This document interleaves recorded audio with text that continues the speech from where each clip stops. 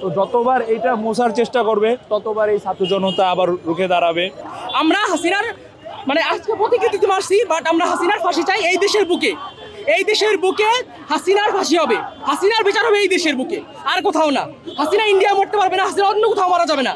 ওর মৃত্যু হবে এই দেশে, এই দেশের জনগণের সামনে। ভারতে পলায়ন করে চলে গিয়েছে শেখ হাসিনা, তাকে বারবার মনে করিয়ে দিতে যে এই দেশের মানুষ তাকে আর চায় না, এবং সে বিগত 17 বছর ধরে যে দুঃশাসন, যে অপশাসনের সৃষ্টি করেছিল বাংলাদেশে, এরকম শাসন বাংলাদেশের মানুষ আর কখনো চায় না, এবং বিশেষ করে ঢাকা বিশ্ববিদ্যালয়ের ছাত্ররা সেটা আরও বেশি চায় না। আমরা আসলে অনেক স্বতঃস্ফূর্ততা দেখছি, হ্যাঁ, সেটা আমাদের জন্য অনেক বেশি ফুলফিলিং। কারণ গতকাল রাতে আমরা যারা বিশ্ববিদ্যালয়ের ক্রিয়াশীল যত ছাত্র সংগঠন সবাই মিলেই কিন্তু এই চিত্রকর্মটা আবার আগের জায়গায় ফেরত এনেছি।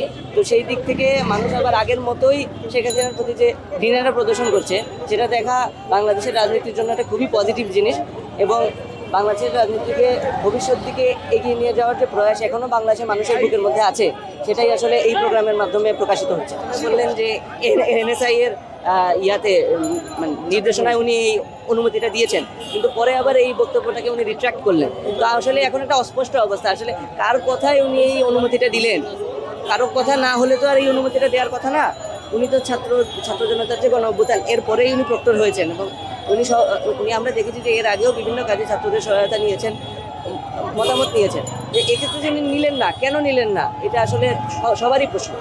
যখন মুক্তি ঢেকে দেওয়া হয়, তখন যখন শিক্ষার্থীরা এখানে সমবেত হয় ও শিক্ষার্থীরা যখন প্রতিবাদ জানায়, তখন প্রক্টর আবার বল পাল্টে ফেলে, প্রক্টর আবার বলি চেঞ্জ করে। প্রক্টর বলে এনএসআই চাপের মুখে তিনি এই পারমিশন দিয়েছেন, কিন্তু পরবর্তীতে তিনি আবার এই কথা অস্বীকারও করেন। তো আমরা প্রশাসনের কাছে স্পষ্টভাবে জানতে চাই যে আসলে কি হয়েছিল, আসলে কি আপনাদের উপর কোনো চাপ প্রয়োগ করা হচ্ছে কিনা, নাকি মানে আপনারা স্টুডেন্টদের সাথে কথা বলুন, স্টুডেন্টদের সাথে এই বিষয়গুলো নিয়ে জানতে চান। এই বাংলার ছাত্ররা এখনো জীবিত আছে, মারা যায়নি। আমরা তো আগেই বলেছি আমরা আগেই শহীদ। এখন যেটা বাঁচতেছি সেটা আমরা এটা বোনাস লাইফ। তো যতবার এটা মোছার চেষ্টা করবে ততবার এই ছাত্র জনতা আবার রুখে দাঁড়াবে।